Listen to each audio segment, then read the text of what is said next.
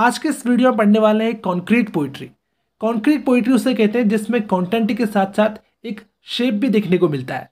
जैसे कि ये पोइट्री है जॉर्ज हर्बर्ट की, इसका नाम है ईस्टर विंग्स, जिसे 1633 में पब्लिश कराया गया था। उनकी किताब थी द टेम्पल नाम से। और इस पोइट्री में जो शेप बनता है, जो विजुअल स्ट्रक्चर बनता है, वो है विंग का शेप, मीन्स पंख का शेप बनता है। तो चलिए शुरू करते हैं हम इस वीडियो को। तो पहली लाइन से यहाँ जॉर्ज हर्बर्ट कहते हैं, Lord who credits man in wealth and store. तो भगवान जिन्होंने इंसानों को बनाया, इंसानियत को बनाया वेल्थ और स्टोर में, दो foolishly he lost the same. और यहाँ फुलिशली मतलब इंसानों के लिए यूज किया गया है, बड़ी मूर्खता से।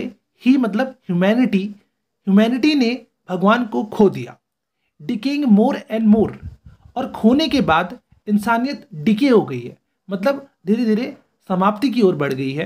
Till he became most poor, और जब वो पूरी तरह से पुअर नहीं बन गई। With the oh let me rise. अब यहाँ जॉर्ज हर्बर्ट रिक्वेस्ट करते हैं गॉड से कि आपके साथ मुझे उठने दीजिए। As larks harmoniously and sing this day thy victory. जैसे कि लार्क नाम का एक बर्ड होता है, वो बड़े प्लेजर लेके बड़े आराम से ऊंचाई को छूता है, मुझे ऐसे उठने दीजिए आपके साथ। और इस दिन को सिंग दिस डे, ये ईस्टर डे जो है, इस दिन मुझे विक्ट्री को आपके साथ जो मैं ऊंचा उठा हूँ उस विक्ट्री को सेलिब्रेट करने दीजिए। Then shall the fall further the flight in me.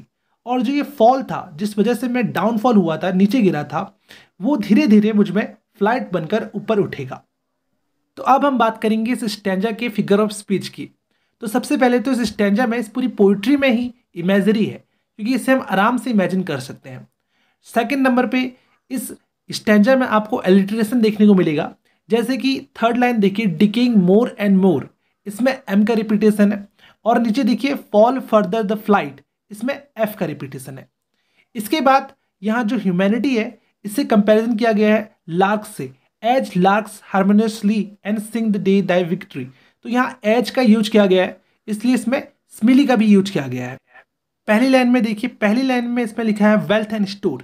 तो वेल्थ एंड स्टोर का मतलब है यहाँ ब्लेसिंग, तो यहाँ मेटाफर का भी यूज किया गया है। और लास्ट लाइन में लिखा है then shall the fall further the flight in me. तो जो चीज़ पहले से फॉल है वो बाद में फ्लाइट बनेगी। समझ रहे हैं? जैसे पहले वो चीज़ डाउनफॉल था, बाद में एक्सपीरियंस आएगा तो वो धीरे धीरे फ्लाइट बनेगी। तो यहाँ पैराडॉक्स का भी यूज किया गया है। My tender age in sorrow did begin and still with sickness and shame। तो बचपन से ही, टेंडर एज मतलब कोमलता, तो बचपन से ही उस उम्र में मैंने सॉरो मतलब दुख को देखा, और अभी भी ये दुख, ये सिकनेस, ये शेम जो है मेरे साथ कंटिन्यू है। Thou didst so punish sin। इस तरह से आपने मुझे मेरे सिन को लेकर पनिश किया हुआ है।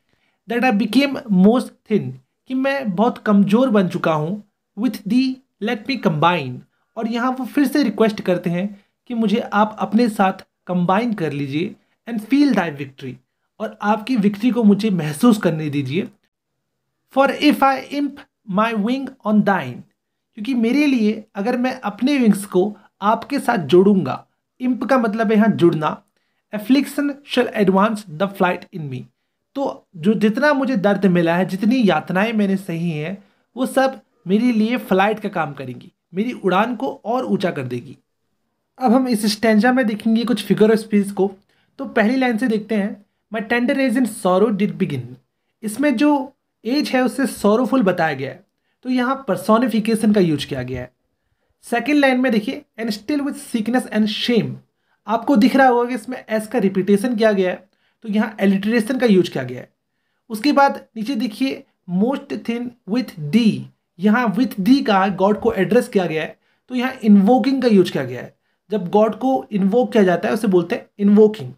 उसके बाद है for if I imp, imp का मतलब है यहाँ ज्वाइन होना, तो यहाँ मेटाफर का यूज किया गया है। So guys, thanks for watching this video. For more videos, stay tuned with ePlanet.